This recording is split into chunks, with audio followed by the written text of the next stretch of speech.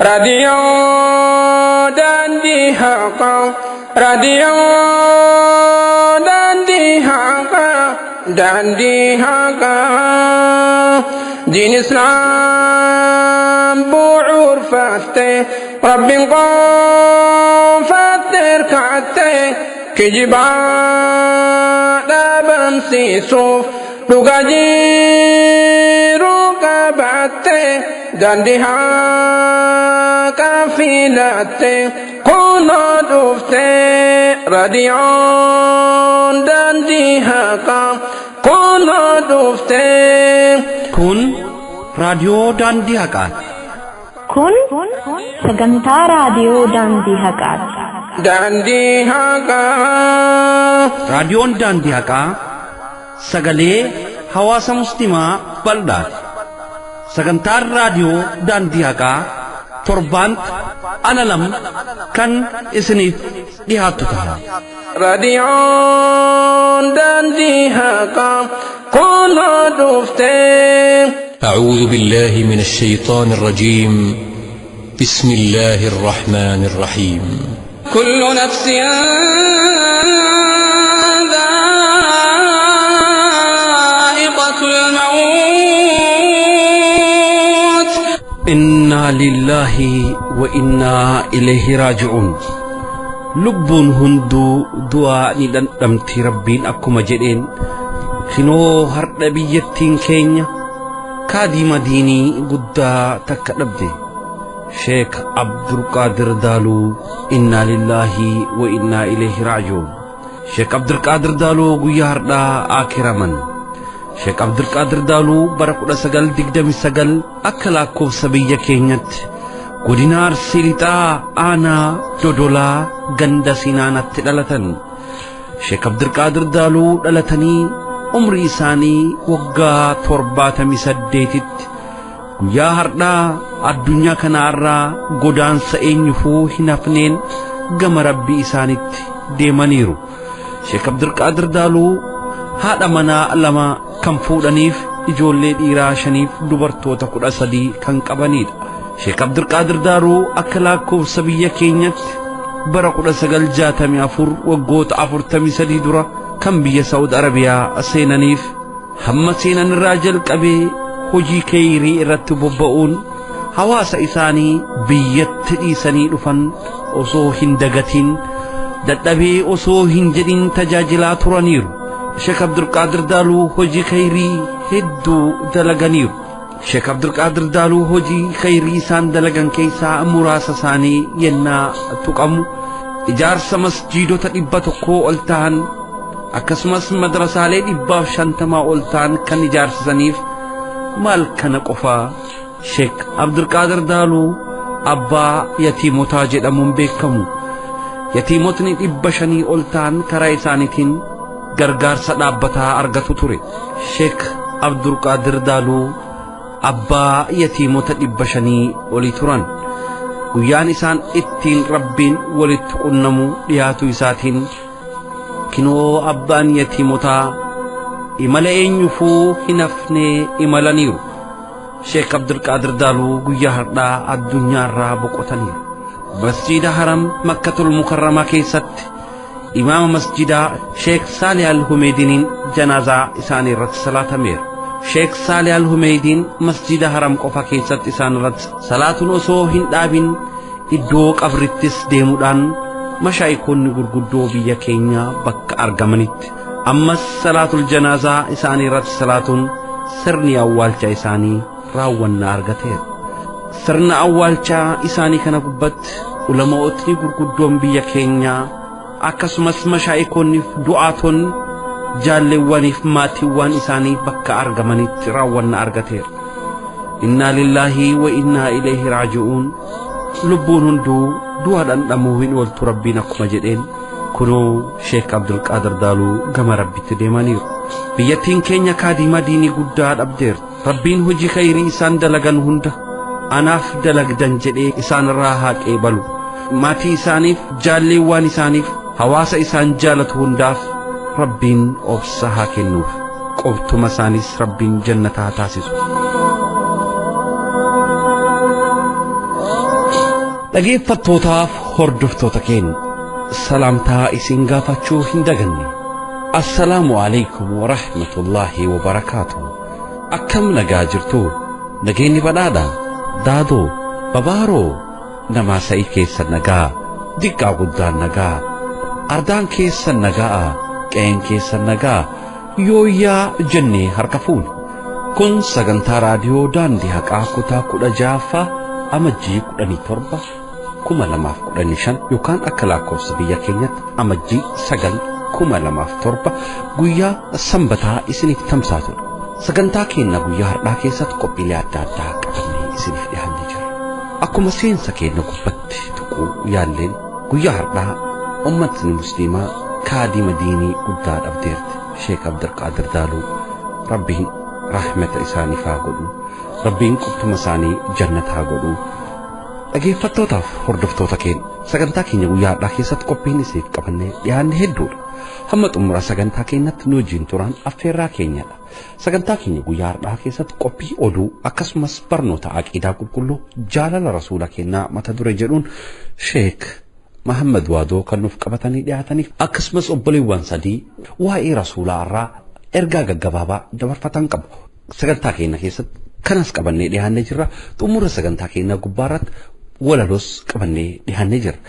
Walaloon kun waa'ee sochii ahbaashon biyya keenya keessatti mootummaa wajjin taasisan ilaallatee kan dhiyaatu ta'a. Hamma xumura sagantaa keenyas yoo nu wajjin turtan barnoota gaarii argattu jennee abdii guddaa qabna. Sagantaa keenya gama toora waatsaappii gubbaadhaan nu hordofuu ni dandeessu. Lakkoofsi waatsaappii keenya duwwaa 4745146851 yennaa ta'u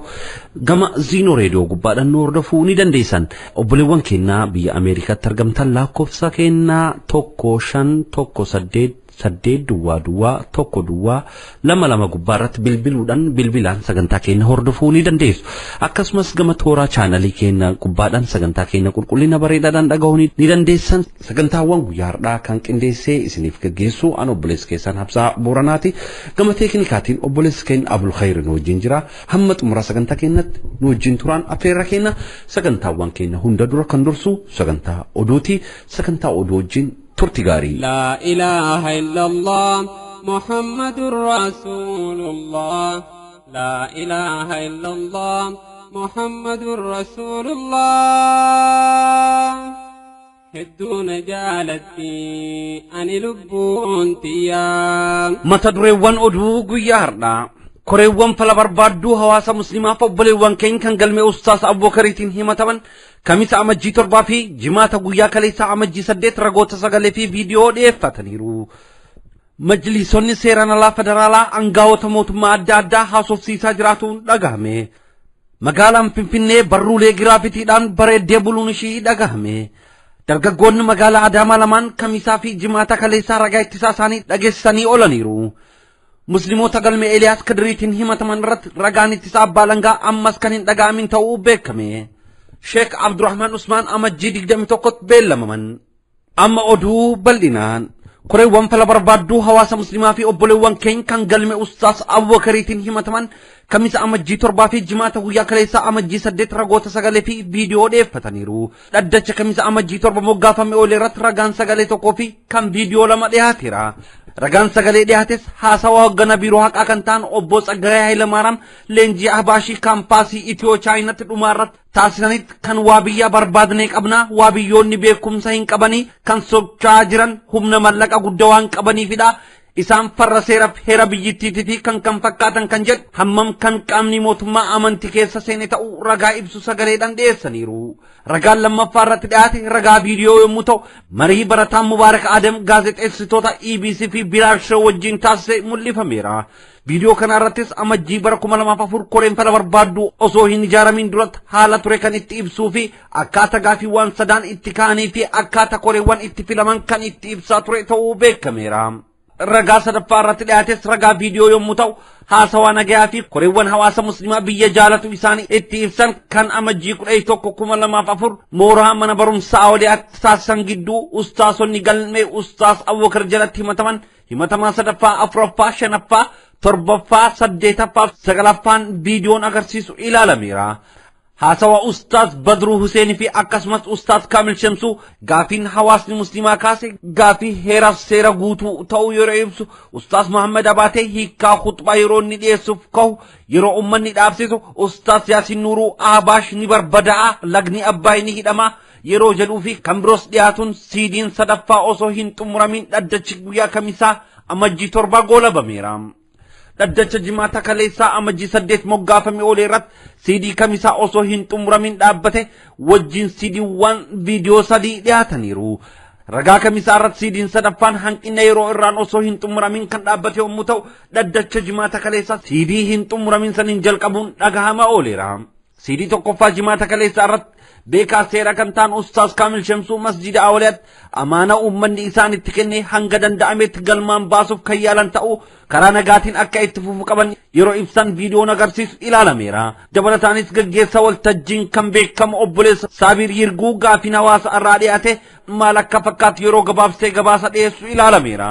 CD lammaffaa obboleewwan galmee Ustaaz Abubakar Ahmediitiin himataman gidduu haasawa himatamtoota tokkoffaa lammaffaa sadaffaa afuraffaaf torbaffaa masjida Awliyaat taasisaa turan haasawni mi'aawoon kan nagaa irraa barsiisan viidiyoodhaan dhiyaateera. Viidiyoo kana irratti gaggeessa waltajjii beekaman obboleessi keenya Saabir Yirguun yeroo inni bifa ajaa'ibsiisaa ta'een waltajjii gaggeessaa ture Ustaaz Kaamil Shamsuu seeraa irratti hundaa'uun yeroo gaaffiiwwan dhiyaatan maal akka fakkaataniif Ustaaz Abubakar Ahmed gaaffiiwwan kaan qabatanii yeroo gara bulchiinsa magaalaa Finfinnee waajjira poolisii kutaa magaalaa Qirqos waajjira Adwaayii kan 4 kiilootti argamu dhaqqabsanii fi ministeerota dhimmoota federaalaa kan ta'an Dr. Shifarroof Juneeddiin Saadoo dabalatee ministeerota mootummaa kan birootis beeksisuu isaanii majlisa Awliyaatti gabaasa ummataaf dhiyeessan akkasumas beekan seenaa Ustaaz Ahmeddiin Jabal seenaa majlisichaa yennaa ibsan Ustaaz Yaasin Nuuruu sabrii irraa yeroo daawaa taasisan mul'ifameera. Viidiyoo sadaffaa irratti kaawunsiliin barattoota kan ta'e dargaggoo Mubaarik Adam gaaffiin Awliyaa akkamitti akka ta'e koreewwan filatuun maaliif akka barbaachisu gaaffiin maal akka fakkaatuu fi kan dhimmoota biroo irratti yeroo ibsu ilaalameen boodatti dhaddachi guyyaa Jumaata guyyaa kaleessaa goolabamuun isaa beekameera. Adeemsi ragaa ittisa dhageettii koreewwan fala barbaaddu hawaasa muslimaa roobii amajjii 13 2007 beellamamuudhaan dhaddachi guyyaa kaleessaa goolabameera. Majlisoonni seeraan alaa federaalaa aangawoota mootummaa adda addaa haasofsiisaa jiraatuun isaanii dhagahame. Pirezidaantiin mana marii majlisa seeraan alaa Sheek Yaar Muhammadii fi barreessaan isaanii Muhammad Ali aangawoota mootummaa bira deemuun kan dubbisaa jiran ta'uu dhagahame. Majlisoota seeraan alaa mootummaan muudaman gidduutti wal dhabbiin aangoo uumamuu isaa irraan kan ka'e mootummaan gidduu isaanii seenee akka hooggantoota duraan jiran hunda kuffisuudhaan kan biroo muuduu yaadni dhiyaataa jiraatu isaaniitiin gareen Sheek Yaariin hoogganamu waajjiraalee aangawoota mootummaatti argamuun kan kadhataa jiran ta'uu beekameera. Gareen Sheek Yaariin hoogganamu kun Coophaan Habaashii dirqamaan adeemsifamuu hin qabu gochii muslimtoota kallattiidhaan aarsu majlisaan raawwatamuu hin qabu muslimtoota tokko taasisuun hojii uummata fayyadu haa hojjannu ijjannoo jedhu kan qaban yommuu ta'u gareen Habaashii kan Dr. Shifarraawun deeggaramu qabsaa'aa Sheek Kadirii fi pirezidaantii majlisaa magaalaa Finfinnee kan ta'an gareen Dr. Ahmed karoora Dr. Shifarraaw guutumaa guutuutti galmaan ga'uu qabna jechuun wal dhaba kan turan ta'uu beekameera.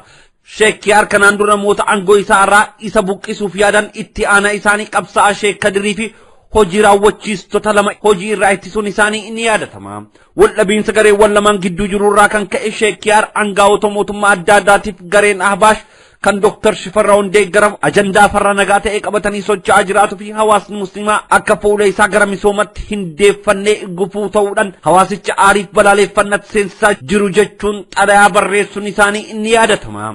Waldhabiinsi isaanii kun cimaa dhufuudhaan hanga ammatti furmaata kan hin argatin yommuu ta'u Sheek Yaarii fi barreessan isaanii waajjiraalee mootummaa adda addaa irra deemuudhaan dhimmichi ibsuudhaan mootummaan akka tarkaanfii fudhatu kan gaafataa jiran ta'uu dhagahameera.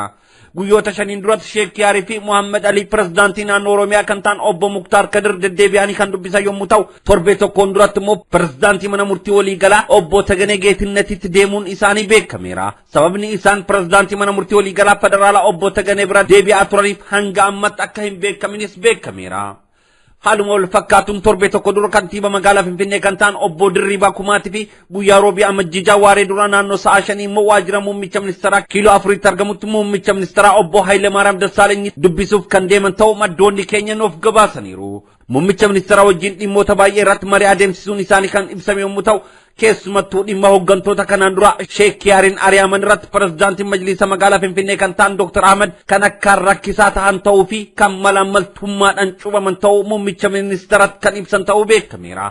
keessumattuu suuqiiwwan masjida Anwaaritti ijaaraman karaa seeraan alaatiin gurguramaniiru mootummaan kana osoo beekee tarkaanfii ariifachiisaa isaan irratti fudhatu qaba jechuun gaafatu isaanis beekameera. dabalataanis hooggantoonni mana marii ulamaa dirqama isaanitti kennameen alatti bahuudhaan dhimmoota majlisa federaalaa keessa galaa kan jiran ta'uu muummicha ministeeraaf ibsuu isaanii beekameera.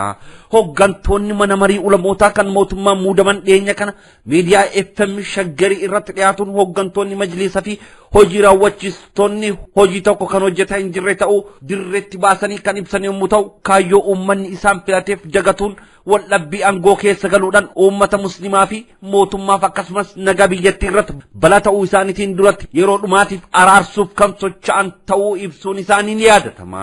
yeroo marii muummicha ministeera wajjin taasisaa turanitti filannoo baatii caamsa keessa adeemsifamu irratti muummicha ministeera irraa hawaasa muslimaa akkamitti akka kakaasu qaban qajeelfama kan fudhatan yommuu ta'u Sheek Yaaris taajjabdoota filachiisuu irratti hirmaatuuf fedhii kan qaban ta'uu ibsatu isaanii dhagahameera. kanuma irraa kan ka'e akka taajjabdoota filatan kan himameef yommuu ta'u majlisni seeraan alaatis taajjabdoota filannoo filsiisuuf kan socho'aa jiru ta'uu maddoonni nuuf gabaasaniiru. mariin Sheek Yaar hooggantoota mootummaa adda addaa wajjin adeemsise bu'a qabeessa ta'uu isaa kan dubbate ta'uu keessa beektonni nuuf ibsaniiru.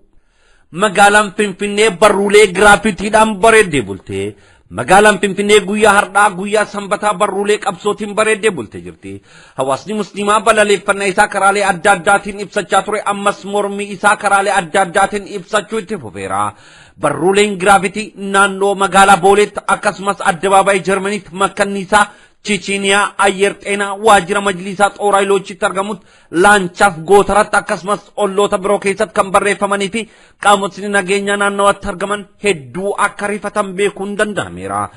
barruulee giraafitii gubbatti barreeffaman keessaa yeecellamaa farajoch koreen kan hawaasatii hijaabni mallattoo keenya qabsoon itti fufaa haqa koreewwan kennaaf kan jedhan akka keessatti argaman beekuun danda'ameera. dargaggoonni magaalaa Adaamaa lamaan kamisaa fi jimaata guyyaa kaleessaa ragaa ittisaa isaanii dhageessaa oolaniiru. dargaggoonni yakka tokko malee magaalaa Adaamaa irraa qaamota nageenyatiin ukkaanfamanii dhimma isaanii mana murtii federaalaa Lidataa dhaddacha afuraffatti hordofataa jiran dargaggoo Abdulaziz fi Jibriil Umar kamisaaf jimaata guyyaa kaleessaa ragaa ittisaa isaanii dhageessisuu jalqabuu maddoonni keenya nuuf gabaasaniiru. dhaddacha guyyaa kamisaa amajjii 7 oolee irratti himatama tokkoffaa kan ta'e Abdulaziz Jamaaliif ragoonni ittisaa 4 ragummaa isaanii kennataniiru. ragaa tokkoffaa himatamaan kun kan quraana isa barsiisa ture ta'uu fi barattoota biroo caalaatti beekumsa waan qabuuf durbu'aa taasifamee filatamuu isaa ibseera. ragaan lammaffaanis himatamaan amantiinis ta'e barnootanis kan isa caalu waan ta'eef kan isa barsiisu ta'uu rageessiseera. ragaan sadaffaan immoo himannaa abbaan alangaa mootummaa dhiyeeffate irratti Abdulaziz isa malee kan biraa magaalaa Adaamaa keessa hin jiru kan jedhe irratti Abdulazizonni hedduun magaalaa Adaamaa keessa jiraatu isaanii mana murtichaaf ibseera. ragaan afur himatamaan salaata iidaa bara 2005 irraa kan hin turinii fi kan saniin duratti himatame ta'uu mana murtichaaf ibseera. dhaddacha jimaata guyyaa kaleessaa amajjii 8 2007 oolee irratti immoo himatamaa lammaffaa kan ta'e Jibriil ragaa ittisaa isaa tokko dhageessifate ooleera. ragaan ittisaa guyyaa kaleessaa obboleessa keenya Jibriil Umariif ragummaa kan kennate Biruuk Ayyaaleew mana hidhaa Qaallittii irraa yoo ta'u ragummaa isaa irratti gocha suukanneessaa himatamaa irratti mana hidhaa Maakalawitti raawwatama ture akkasumas dhiibbaa sanarraa kan ka'e jecha qorattootaaf kan kennate ta'uu bifa bareedaa ta'een mana murtichaaf ibseera. dhaddacha guyyaa kaleessaa irratti ragoonni ittisaa lam kan dhiyaatan yommuu ta'u abukaatoon himatamaa obbo Jamaal gahaadha jechuun tokko deebisuun isaanis beekameera. manni murtis murtiidhumaa dabarsuuf gurraandhala 16/2007 beellamuudhaan dhaddachi guyyaa kaleessaa goolabameera. musliimoota galmee Eeliyaas Kadiriin himataman irratti ragaan ittisaa abbaa alangaa ammas kan hin dhagaamin ta'uu beekame. musliimoonni galme Eeliyaas Kadiriitiin himataman kan magaalaa Finfinneef magaalaa Walqixxeerraa qabaman dhimmi isaanii mana murtii federaalaa Lidatatti ilaalamaa jiru ammas amajjii 13 beellamamuun isaa dhagahame. Dhaddacha amajjii 8 ooleeraatti abukaatoo himatamtoota kan taate adde Addis Muhammad abbaa seeraa mana murtichaa wajjin falmii taasisuun ishii beekameera. Abbootiin seeraaf abbaan alangaa dhaddacha guyyaa kaleessaa moggaafame irratti argaman haara ta'uu isaanii kan ibsan yommuu ta'u dhaddacha amajjii 8 ooleeraatti abukaatoo himatamtoota kan taate adde Addis Muhammad abbaa seeraa mana murtichaa wajjin falmii taasisuun ishii beekameera. Abukaatoo himatamtoota kan taate adde Addis Muhammad abbaan alangaa mootummaa ragoota kiyyaaf waraqaan waamichaa waan hin qaqqabneef carraan tokko naaf haa kennamu jechuun yeroo dhumaatiif guyyaa kaleessatti kan beellamame ta'uu ibsuudhaan falmii taasisuu ishee maddoonni keenya nuuf gabaasaniiru. Abbaan seeras dhimma kana kanaan dura kan hin ilaalin ta'uu akkasumas ragootaafis waraqaan waamichaa hin kennamne eega jedhaniin booda ragaan amma booda haa dhiyaatu yookaan haa hafu jechuun wanta ana rakkisuuf abbaan seeraa duraan turan ilaaluu qabu jechuun ammas amajjii 13 kan beellaman ta'uu beekameera. Sheek Abdurrahman Usman amajjii 21tti beellamaman. Sheek Abdurrahman Usman miseensota koree fala barbaadoo hawaasa muslimaa kan galmee Ustaas Abubakar Ahmediitiin himatamanii manni murtii bilisaan eegii gallakkiseen booda abbaan alangaa mootummaa oliyyannoo irratti gaafatuun ammas mana hidhaa Qilinxootti dararamaa kan jiran akka ta'e ni yaadatama. Sheek Abdurrahman guyyaa kamisaa amajjii 7 mana murtii federaalaa Lidatatti dhiyaatuudhaan abbaan alangaa federaalaa ragaa gaazexaarraa argadhe jedhu mana murtichaaf dhiyeessuudhaan abbootiin seeraa gaazexicha gama birootiin kan ilaalan ta'uu ibsuudhaan poolisoonni dhimmicha qoratanii akka dhiyeessan ajajuun amajjii 21 beellamamuu isaanii maddoonni nuuf gabaasaniiru. Dhaggeeffattoota keenya oduun keenya guyyaa har'aaf qabannee dhiyaanne kana fakkaatu. Sagantaawwan keenya afaan wajjin nu wajjin tura. لا إله إلا الله محمد رسول الله لا إله إلا الله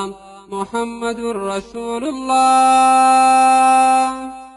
هدون جالتي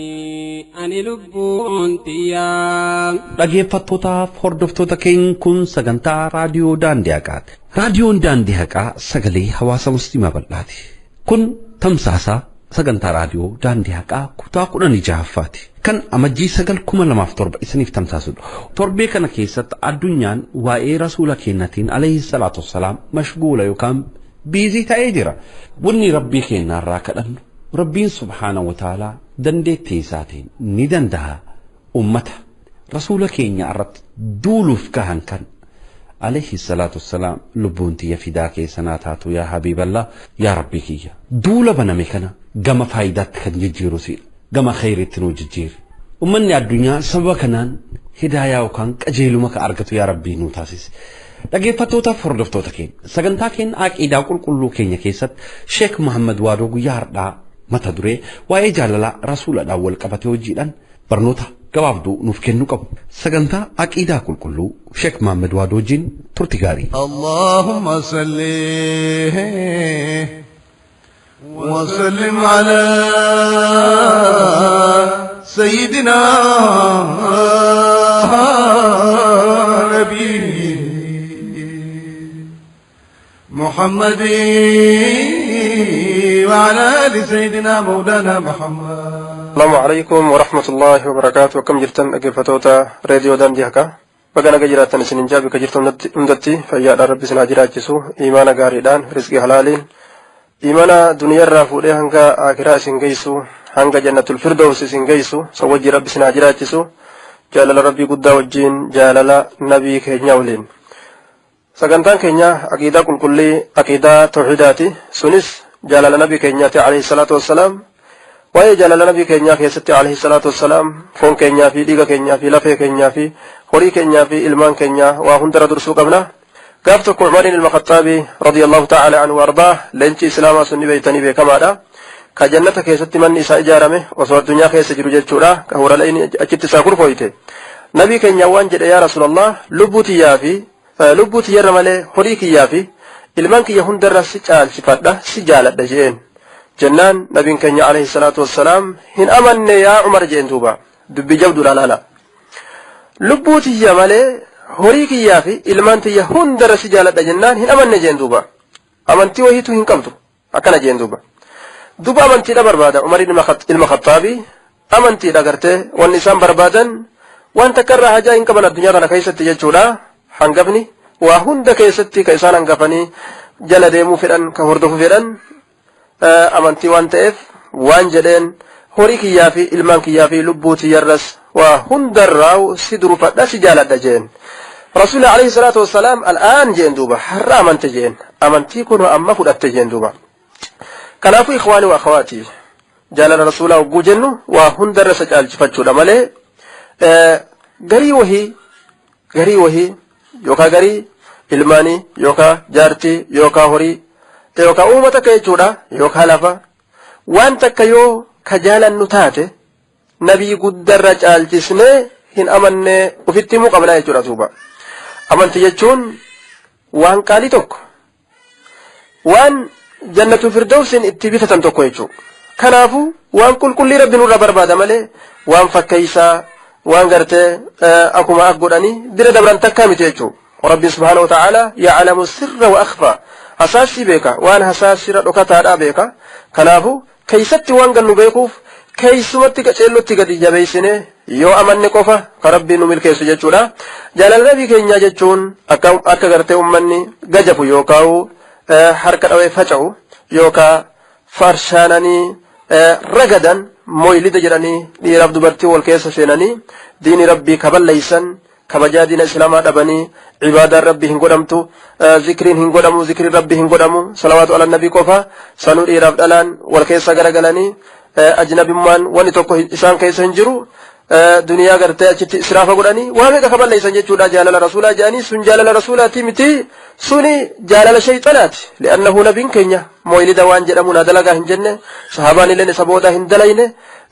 osoo waan bareedaa waan gaarii ka ta'u taate ummata sahaabaa filamootantu dalaga duuba ka khayriin takkailleen jalan dabarre bar sahaabarraa sunna rasuula hordofuu keeysa honga gahanii warra bikka rasuulli itti fincaane dhaqee rasuulli keenya asitti fincaane jee achitti fincaanu jira duuba laala warra kana jira duuba yoom cibaadaa gartee nabiin itti nu ajaje lafaa fuune waan sahaabaan dalayde bira dabarre inumaa'u khayrii biroota isaan hin dalagin fiduu dandeenya nuti suni kijiba duuba jala nabii keenya jechuun isa jala deemu isa hordofu waan inni haraam jee haraamitti ilaalu waan inni waajiba jedhe waajibatti ilaalle jala deemuudha malee jaalala nabii keenya hin jedhamu يقول الله تبارك وتعالى في محكم تنزيله قل إن كنتم تحبون الله فاتبعوني يحببكم الله ويغفر لكم ذنوبكم ربي قد جالتشون أجتشون نبي جل ديمو لا مي نمني نجالة جأمو نما نبي جل ديمي أكشتين بيكا ربنا أتشاك قرآنا كيست جأجتشون أتوبا إذن ربي جالتنا جتشون مانو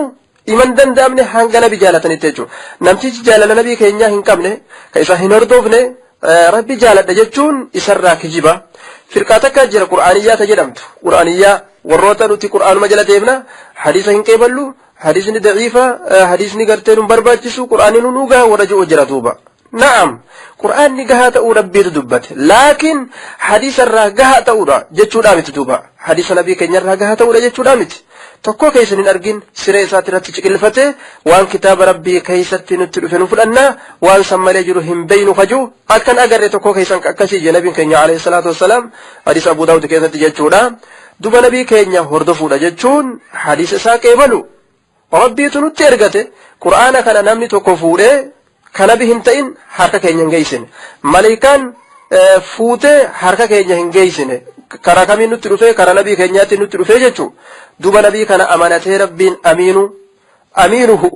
amiinu wahyihi amanamaa wahyi isaati amanatee rabbiin nutti erge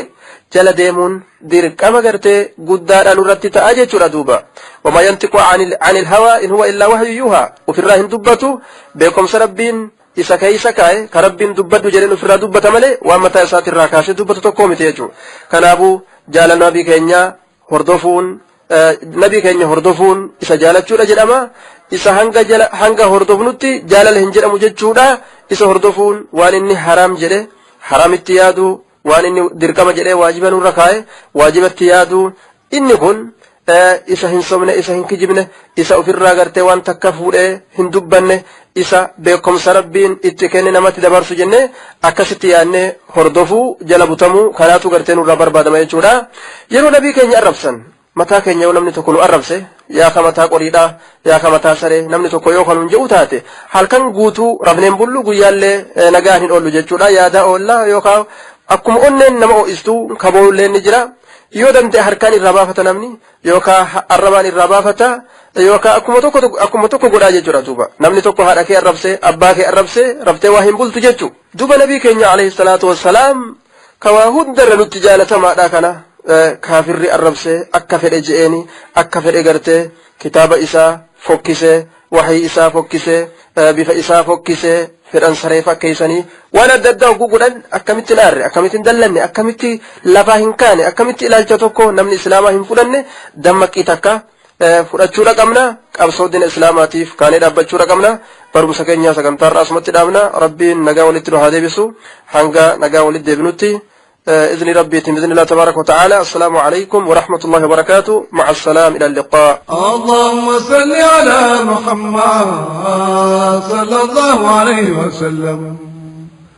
اللهم صل وسلم وبارك عليه dhaggeeffattootaaf hordoftoota keenya kan hordofaa jirtan sagantaa raadiyoo daandii haqaati ammas turtiin keessan wajjin haa ta'u sagantaan keenya attaanu obboleewwan keenya waa'ee rasuula keenya alayhi salaatu wassalaam irraati ergaa dabarfatu qabu obboleewwan keenya kun jiraattota biyya Saawud Arabiyaa magaalaa Makkaati rasuulli keenya alayhi salaatu wassalaam Makkaa keessatti dhalatan obboleewwan muslimtoota keenya kun kan Makkaatti argaman waa'ee muudannoo kana irraati ergaa dabarfannuu qabna jedhanii sagantaa raadiyoo daandii haqaarratti guyyaa har'aa dhiyaatanii jiru obboleewwan ergaa kana dabarfatan keessaa inni tokko sheek Gazaalii jedhamu tiyaanusuudhaan abbaa ijoollee fi abbaa Abdallaa ta'u ergaawwan sheek Gazaalii abbaa ijoollee fi abbaan Abdallaa dhiheeffatan akka armaan gadiidhaan tartiibadhaan isin dhageessifna.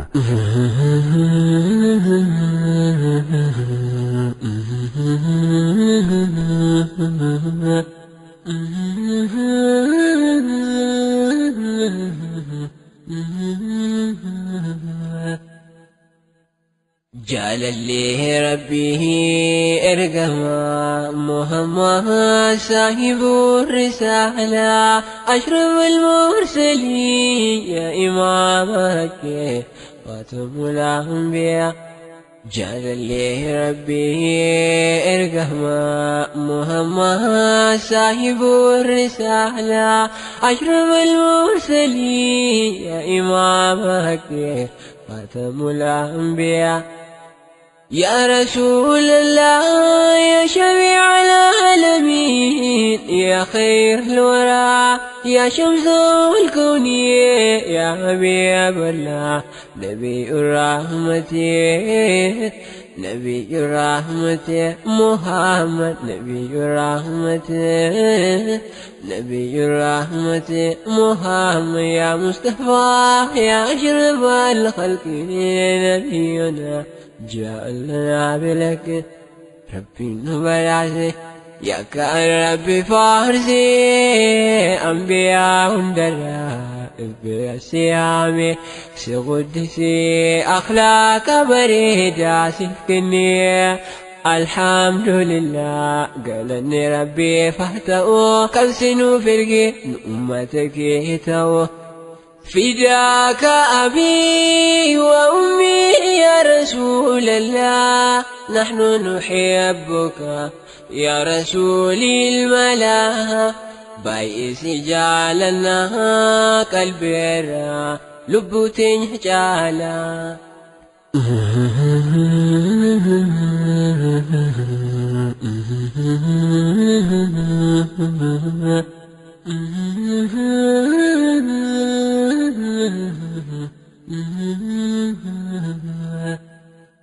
نحبك يا رسول محبتك لا تزال عن قلوبنا صلاة الله دائما على النبي حبيبنا وارزقنا حب نبيك يا إلهي أنت الرحيم نبي بريدا بريدا بريدا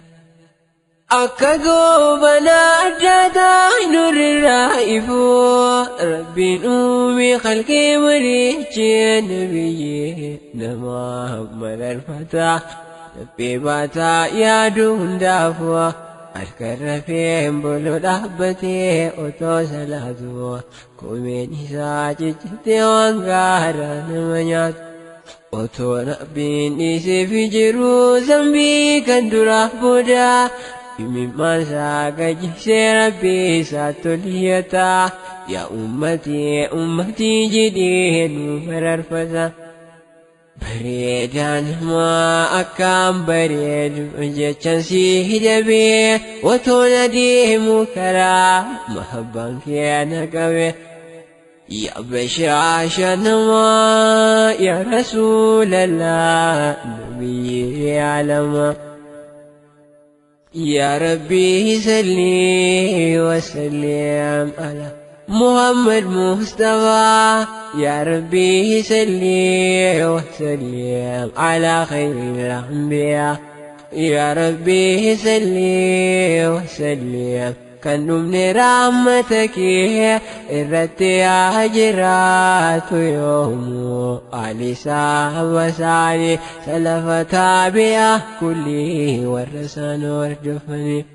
يا ربي صلي وسلم محمد مصطفى يا ربي صلي وسلم على خير الأنبياء يا ربي صلي وسلم كان من رحمتك الرتي هجرات يوم. بسم الله الرحمن الرحيم. السلام عليكم ورحمة الله وبركاته. رسول صلى الله عليه وسلم إسان محمد ابن عبد الله مكة كيست الالتني أسمى كيست قدتني أسمى كيست ربين نبي إسان قرود إسان كبجي إيق إسان نبيي تهود أندرتي محمد الأمين جتشود أن كبير كمان كافر لين أكسي تتي أمنوا إيق سان إيقاف إسان ربي تقوش قفا قبرا إسان جدان نمون إساني والرمان سلا سبا إساني اتكاي أسر راها إسان أريقو في بيتنا راها إسان قدان سسوغاي غرو سمر إرتي جنينتني أني دينا كنا yoo lubbuun tiyyallee irratti namuramte gadin dhiisu jedhaniit biyya ufiillee duniyaa ufiillee dhiisanii isaanii fi sahaabaan isaaniillee keessaa bahanii gara madiinaanitti galan garuu ammoo inni jechuu dandeenyu yeroo gabaabduu kana keessatti nabi muhammad sallallahu alaihi wasallam rahmataan ergaman rahmanni isaanii kanama islaama qofarratti gabaabaatii miti islaamaafillee ka rahmata qaban kiristaanaafillee ka rahmata qaban kana bira dabree حيوانا في اللي كرحمتك ابن رسول صلى الله عليه وسلم أقسم أولين إسان شرف إسانيتي كبجاء إسانيتي صدركا إسانيتي جتش ربي تكتشنوني قها إنك لعلى خلق عظيم أتينكن حال جاري حال كبجما حال قدر رجرت يا ربي رقايا نوتي من فوق 7 سماوات ربين كبجاء إساني رقابة أكو مثلا حديث رسولك يسد لي حديث براك يسد حديث شفاءك يسد كدو في رسولي أنا سيد ولد آدم ولا فخر أنا سيد إلمان آدم قوفتا إسانيتي إرى كبجما قد إسانيتي يا رسول صلى الله عليه وسلم كان قروا أفراد الأفنجدوا رب ما تقصتنا كنجي أن كان كيست اللي كان أفجدت إسان كبجما أكنا جتون إسانيكم قاف الدور إسان أرقمان اللي أست دلوهم دا إرى كاياني وان إسان ديماني في الرئيسان ديبسون دين كافر اللي كارتوني في كان اتدلقني في اللي صدر كان ساني كقبو ميتي واللسان رباتك أكجلو كناطح صخرة يوما ليوهنها فلم يضرها وأوها قرنه الوعيل واللسان رباتك ما جتشو كان جتشون وان هندن دين توكو نمتيتشا دلقو في ديمو فكي كان قول أنيف فكينكم مال جدا هورين توكو takka bineensi mukaa tokko warri gaafa gugurdaa qabu kuni yoo ka'ee dhagaa siidaa guddaa kana gaafa ofii kanaan hin cabsa jedhee itti deeme akkam ta'a gaafa isaatu caccaba moo dhagaa santu caccaba gaafa isaa kana caccaba namni waan hin dandeenye dalaguudhaaf deemu gaafa isaatu caccaba malee dhagaa sun homaan godhuu jedhan arabni akkuma sani har'a kufriintu walgeettee rasuula irratti illee waa goona jettu ufumaa akkanaan ta'aba malee رسول الرحمة بوسون دندهن أك إسان قرن سن صدرك رسول بيا بركة والفوري الله أكبر بيا مرت كبجار رسول أمله كبجمات متى أمله قد جاد مانجرو والسلام عليكم ورحمة الله وبركاته ما ساق جسر بيسات اليتا يا أمتي جديد مرر فزا. السلام عليكم ورحمة الله وبركاته. أشرف الخلق سيدنا محمد صلى الله عليه وسلم نبيين كنا محمد نبي رحمتاتي بكمالا ولكن أن وانا نجيشو بربادو نبي كنا كأمني كارتونة فكيسة غرا وانا داداتين وانا بلالي فنان كنا وصو سنة إسات دلقوا الأنتاتي حديث ساجل ديمو الأنتاتي الله صلى الله محمد وعلى آل محمد بلالي فنان نو إساني فقونو نو أصو نما إسان جل ديمي أسوة حسنة رسول جل ديمني هداية إسان إرتنو إسان كرا أدي كل إسان إرتنو إسان سنك أبنيت نينجنة صدركان إساني درانو أولي كينا اللي كان أولو ألفور أما كان جلو ياداني مالف بلالي فنان كينا نموتا كان دلقى الربصو في أبارو في يوكان حاسو كان ببدي سورة كما هجيتت ما هو محمد ما محمد يشون إنني مال إساني دبرني مال دلغني سينا إساني كيست نتيهو مال تهو قبنا واتقف جدي كيسا تقوش سنهما برسيسة برطوط أفيت أول سيني وتي برطوط أفيت كان واقافت قافين إني قافتو برطوط قافين سن قافت دايرين قافين كيا ati boru osoo barattee barumsa fixee maal ta'uu barbaaddaa jenna kun doktora ta'uu barbaade kun xayyaara oofuu barbaade kun waan akkana ta'uu barbaade nama himate mucaa tokko malee jechi maal jedhee an sahaabaa ta'uu barbaadaa jedhe barattoonni kolfanii doktora barsiisaan hin bu'e maaliif sahaabaa filatte hojii babbareedaa namni hundi kan filate keessaa ati maaf sahaabaa filattee jennaan waan ni jedhe haadha tiyyatu galgala hunda yeroo angalu maqaa sahaabaatii fi seenaa sahaabtichi dalagina barsiisa jedhe seenaa isaan qabsoo islaamaa keessatti dalagan hoyte isaan na barsiisan kana akkas tahuu barbaadeetan sahaabaa filadhee jedha laali guddina haadhaa fi abbaan ilmaan ofii irratti guddifatanis ammas seenaan sahaabonni dalagan seenaa nabiyyiin keenya Muhammad sallallahu alaihi wasallam wal'aansoo kufrii wajjin godhanii fi akkaataa ammoo isaan ittiin dalagan fakkeenyaaf نبي كنا كفار قريش عربسا تريجر قروا الربس إسان الربسن سان كيست ساحر مجنون جامعان قرآن نوجه ملء هدون الربسما كافرتون بدين الربسني كون هنك على من الصحابة مالف وانسن تفتني هجيء النكلا دلقا اتأمنوتين دلقا كتابة في قرآن في حديث رسول كبجوتين نوتس دبرسني المانو في دبرسني دوات أفود دبرسني نوتس هجين كنا قال ربي تهدي بنو قام حديثات تهدي بنو سنية والسلام عليكم ورحمة الله وبركاته.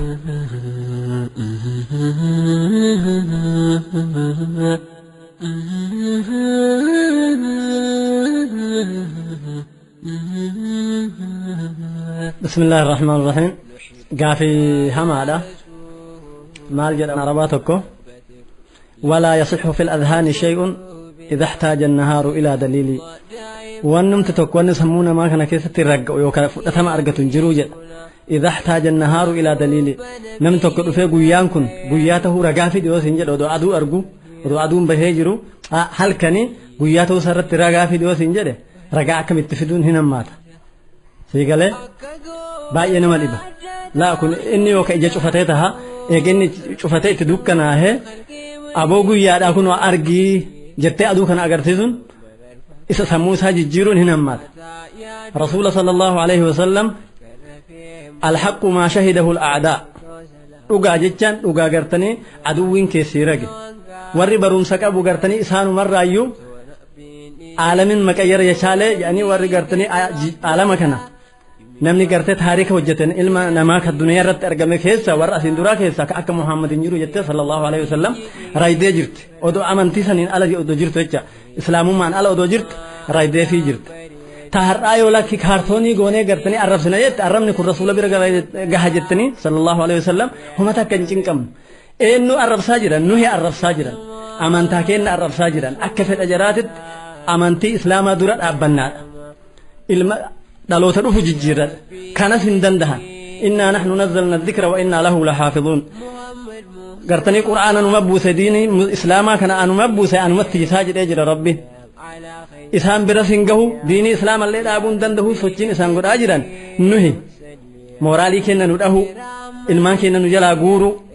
hun wanni ati hordoftu waan akkanaati jedhanii nutti gufuu ta'uudha malee kanaafuu ufiif maal tahuu qabnaa waan kana ofirraa deebisuuf akka gartanii simmeetiin kenna hin miidhamneef maal tahuu qabnaa laaluu malee isaan biran gahu abadan